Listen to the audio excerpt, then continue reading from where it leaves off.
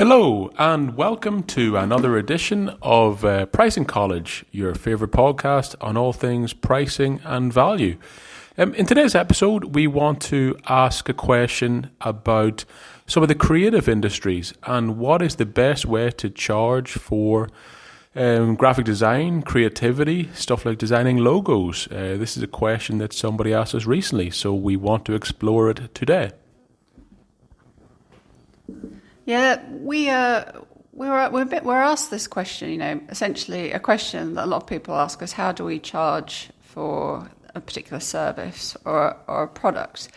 Often the debate goes, should we use a cost plus, especially for or time and materials billings, especially for professional services, for like things like design, logos, websites, all that sort of stuff. Or should we make the brave move and try and charge based on value-based principles? And often, we obviously, being from a value-based pricing firm, we would strongly advocate to choose that particular methodology. However, listening to the feedback from designers and practitioners, they have some legitimate arguments that we'd like to explore about how sometimes value-based pricing may not be feasible, and how sometimes cost-plus pricing, if cut and sliced differently, can deliver profitability. Yeah, like clearly, you think you want a new logo for your website. Clearly, I think there's a few concepts or issues we needed to discuss here. So say you want a new logo for your website and someone decides how they're going to charge you. Are they going to charge you based on, time and effort, or is it based on the value that this logo will provide? Like, clearly it's very difficult to work out what value a logo will provide in advance. Certainly, especially if you're a graphic designer, you probably don't know anything about the company you're dealing with. You don't know how big it is, if it's a startup. So there's a real issue there. And also, as a graphic designer, are you dealing directly with the person, or are you going through a website? So, if people go, it's the time and materials, and that's how we'll bill it. You've got real issues there, because in the new, in the internet era, you're competing against people. If you're based in a high cost environment like Manhattan or central London, etc., clearly people in cheaper areas would have a much lower sell price potentially than you would. So, are you dragging yourself down to that level? The other thing, of course, you're saying is, like, would you be, if you get quicker, like how do you price the fact that you're getting better at your artwork? You're getting more experience. Your quality of your work's increasing. Even if you could do the artwork quicker, does that mean that you charge less for it? It really, logically, it doesn't make an awful lot of sense. The only way I think that would work is if you're using a fake method. So to some extent, you're just, you're doing a fake method, going, this 5 hours on average, just as a justification methodology.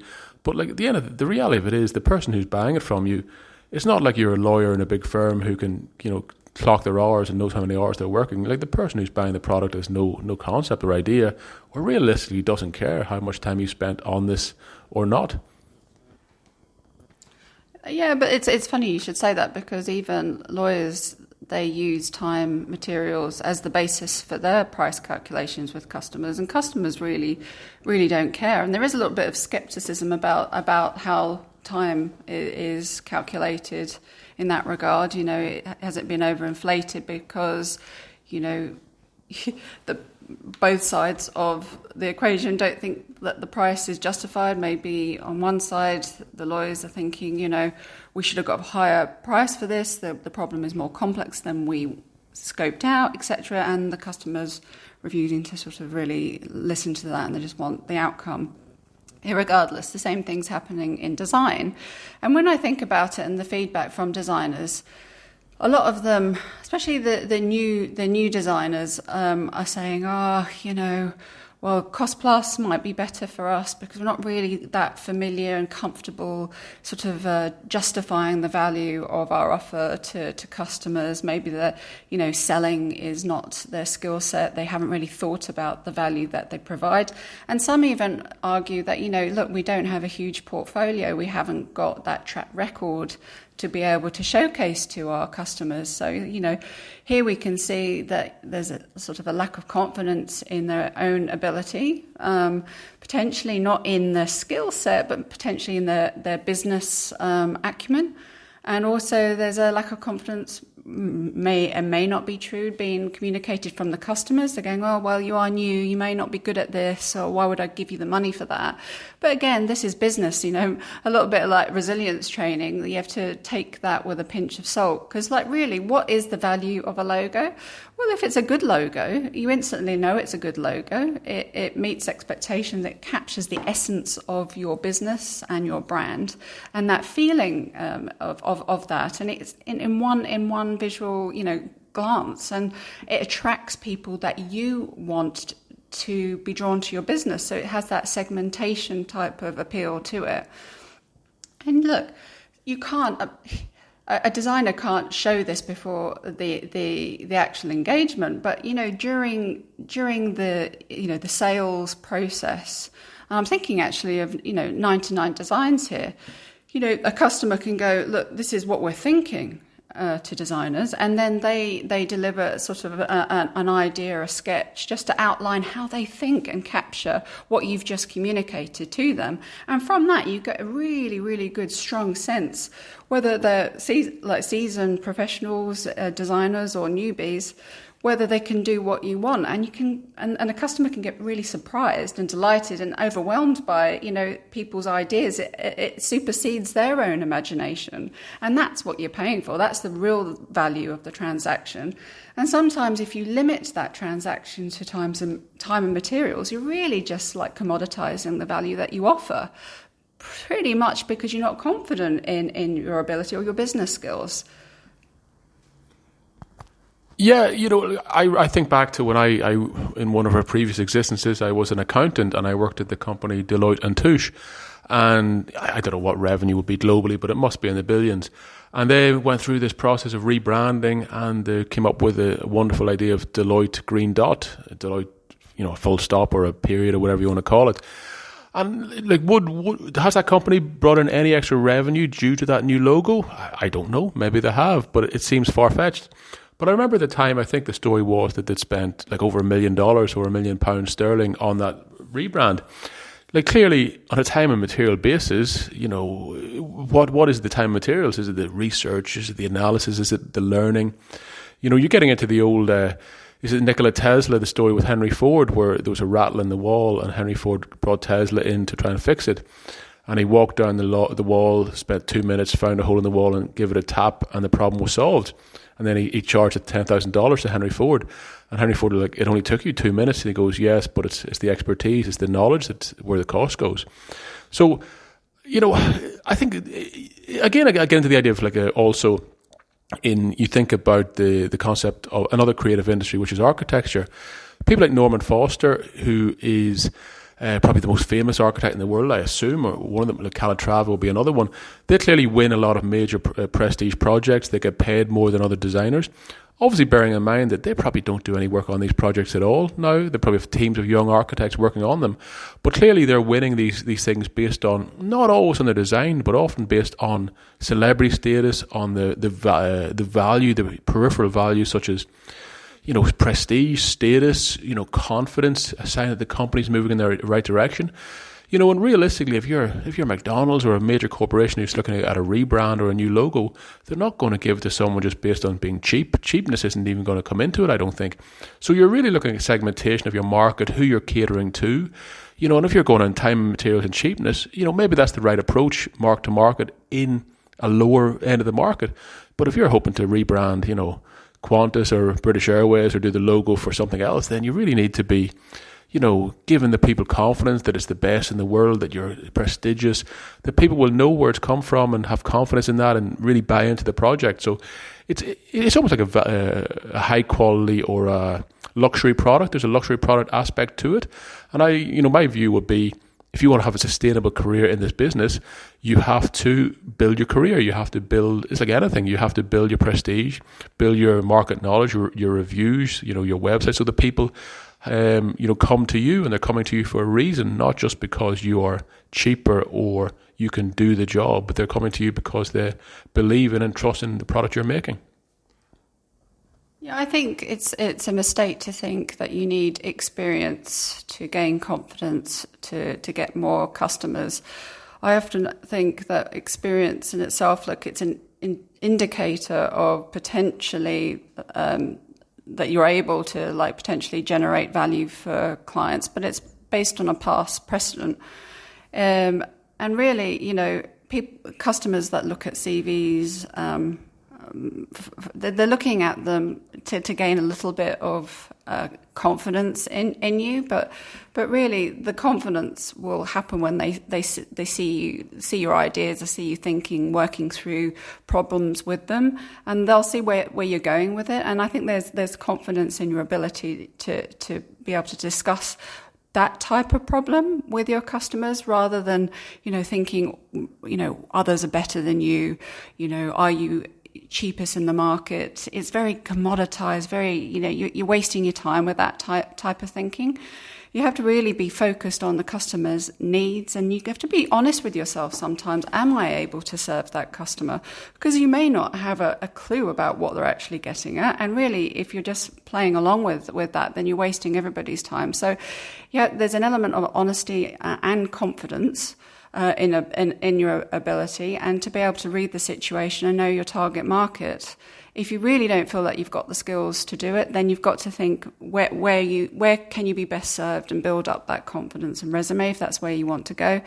If you're going to use cost plus, just be very, very careful that it's going to commoditize your offer, and it's going to make the relationship with your customer very transactional.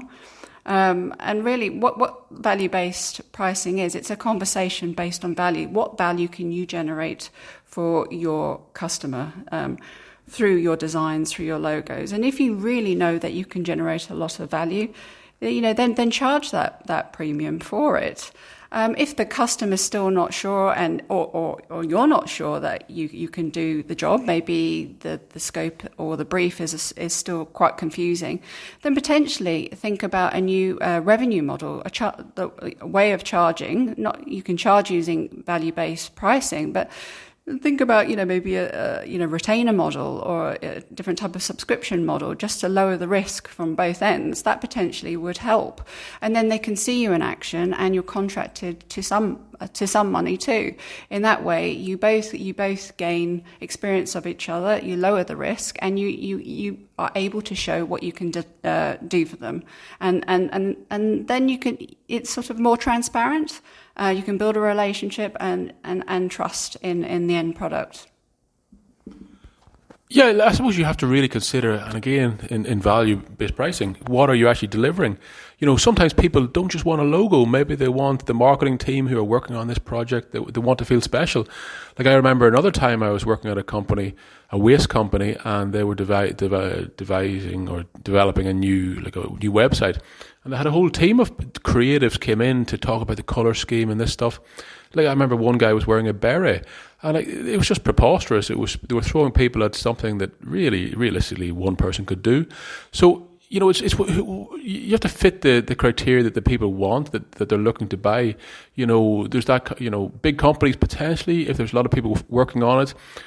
Think about this. If you're a big company and you're doing a big rebrand, if it goes wrong and then the chief executive finds out that the logo only costs, $500, you can be pretty sure that the marketing executive is going to be in a lot of trouble, or the branding person. So there'll be a high price tag will give some assurance also, those peripheral values. Even you think about, what do people really want? They obviously want the product, the logo, but, the chance that the perfect logo will come up on first go is very low. People may hate the first logo. They may want to slightly change it. So there'll be so many things like infinite reruns, turnarounds overnight, doing them in different shades, being available at all times, making sure that it's done in the way they want it. because people can be very demanding, and if that's the demanding, are you able to provide that? Obviously, if you can provide that, there's a higher price tag and ticket with that. I think the ins and outs, the basics of actually doing a logo now, and we're using the term logo, but this can be, used in different contexts. I'd also say the fashion industry, theoretically, you could buy an item from Chanel that might cost 100 or 1,000 times the price of something in a cheaper shop, H&M or somewhere like that. To the uneducated eye, it might even be identical, but it's those small nuances that provide infinite differences and the infinite difference in ability to sell. Admittedly, someone like Coco Chanel, they don't come along every day, and that expertise, that's what makes people real business leaders and successes. And just because you're the best logo designer, it certainly does not indicate that you'd run a great business. And you need that marketing skill, you need that selling ability, and you need everything. Yeah, I suppose this is the difference from just, designing a logo and actually creating a business. It's the different skill sets. And often people start businesses without really identifying their core market, understanding their value, sources of value in the market. They have no clear value proposition, and then they build a business literally through panic and fear, just go, I'm going to sell anything to anybody at any price, just because I sort of need the money. And that really is not a sustainable sort of way to run a business. And, customers don't like that. And, using pricing methodology as a way to, if you're going to use cost plus, by adding on hours to the overall project, just to charge customers more, it's not a great way of doing business, because you're really sidetracking away from the true value of your offer. And that's because you've rushed past that. You've rushed past your value proposition, and you're just shooting at anything. You just want any work. And look, business is tough. And that's why confidence and hard work and learning business skills would really come in handy, just to de-risk the whole model and give you confidence that you need to get better at that. Because, have confidence in your delivery skills. You're a designer. You thought you could do it when you started. When you started the business. So just remind yourself of that, and really think carefully of what your core area and niche is, and where you want to go with that. Often in design, it's where your passion lies. So think about that. What excites you about that? Why are you doing what you're doing? And that will really help you. And then you can see, and then that sort of helps you in the way that segments the market, because other people will be appealed to that, attracted by that particular skill as well. And then over time, you'll get a niche and be known for that particular thing. So yeah, I think unless you seem like you've got something to say. I would also think stuff like payment terms. You could offer. You don't stop until people are completely happy with the project. Those things that de-risk it for the buyer. Like, a lot of people buying a logo or brand image, they're coming to you because they're not creatives. They want something to blow them away. And, you have to, maybe guarantee they get them there. In this sort of thing, you want to, you probably want to be working exclusively with people. Do you want to be putting in a huge amount of effort, and not getting the sale? That's something you want to consider also. But I would suggest you find some method of de-risking it for the buyer. Once you build your portfolio, at the beginning, you have to have a portfolio. You're probably doing it cheaper. You're probably working for lower quality customers. And then you're moving up into the big leagues if you're successful, bigger companies. And hopefully at the end of the day, you're doing Amex and you're doing, United Airlines and all this sort of stuff. So, but you got to start somewhere, and you can't, talking about value, the peripheral value is built up over years, but you got to start somewhere, and clearly building a portfolio, actually having logos and brands out there, that's very important, but it's step by step. That's it from me today. Yeah, me too. Thanks a lot. Bye.